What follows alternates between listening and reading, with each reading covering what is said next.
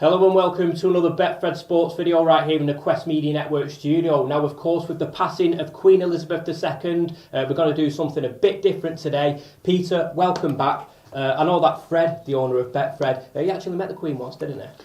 Yeah, he did. He was in the same room as her at Royal Ascot. I mean, he gets himself about and goes to lots of the horse racing events. The Queen was a fantastic advocate for the sport. She was a great supporter. I mean, in this day of social media, to have the backing of someone of her magnitude would be phenomenal. But Fred was in the same room as her, and he met the now King Charles. He was telling me yesterday how when Charles addressed him as Mr. Doan, and he had to have a second take because everybody knows him as Fred, of course. But they had a chat. He said he was very formal, dignified person, as you'd imagine. And we just hope that the new king will be a supporter of the sport of horse racing as the now deceased Queen was. So that's how we see that horse racing will develop.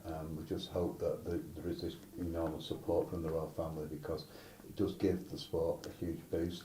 And of course, Royal Ascot is synonymous with the Queen's presence, and hopefully the new king will be there every year like she used to be. Yeah, absolutely. So obviously our condolences do go out to the royal family and all those who mourn her passing. Well, we're going to move into the Betfred Super League now, because excitement is building ahead of the Super League Grand Final at Old Trafford on the 24th of September. Peter, not too far away now, and it's looking good. Yeah, well, despite the Queen's passing, Betfred Super League continued. We did have the two eliminators, and basically in France, that was when Leeds overcame the Catalans to create a semi-final against Wigan this week. And Salford, they beat Huddersfield on Saturday afternoon, which was unexpected. Salford, the form team at the moment, well, they've got the almighty task now to overcome Saints, who are evens at Betfred, to go on and win the whole tournament again. St Helens have won it 3 times on the run, so if they win it again, that's 4 times on the bounce, which is unprecedented. That final, as you say, is at Old Trafford on September the 24th. So we've got Saints as evens favourites to go on and win that. Salford 15-2 for grand final success, and in the other semi-final, Wigan are 7-4, and they're the favourites, of course, because they came second, and they're coming first or second means you get a week's rest. Right.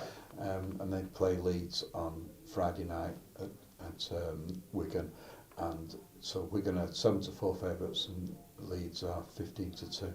Excellent stuff. Well, keep an eye out for next week's Tameside Reporter and Glossop Chronicle, because we're going to have a 3-page special on the grand final with all the latest odds, and we'll also be getting Paul Scunthorpe's thoughts as well. Yeah, well, he's a double man of steel, old and born, and he's regular on the Betfred TV, so he'll be no doubt penning his thoughts on the final. He'll be hoping it's St Helens, of course, but you never really know. It's been an unusual season, and Salford could upset the apple cart. Yeah, they certainly could. Well, we're going to move into some football news now, because the Champions League returns this week. We've got some fixtures on Tuesday, but locally on Wednesday, Manchester City host Borussia Dortmund, and Peter, they entered this fixture with a bit of a break. Do you think they'll go into this one with fresh legs? Well, I know one person who'll have fresh legs, and that'll be Haaland playing against his old team. He's 7-4 to score the first goal, and he's only 5-1 to score a hat-trick. City are outright favourites now for the Champions League. They're 9-4 favourites. Next up is PSG, 5-1. Liverpool 8-1. Tottenham 12-1, and Chelsea have slipped to 20-1 after their defeat in the first round of games. So, as you say, it's City against Dortmund on Wednesday night, and City are the favourites to win that, of course. Brilliant stuff. Just very quickly to touch up on Chelsea, they obviously got rid of Thomas Tuchel, replaced him with Graham Potter. What do you think's going to happen there? Well, I think it's quite an imaginative choice. He's English, of course, and he's has a reputation for being innovative in his approach.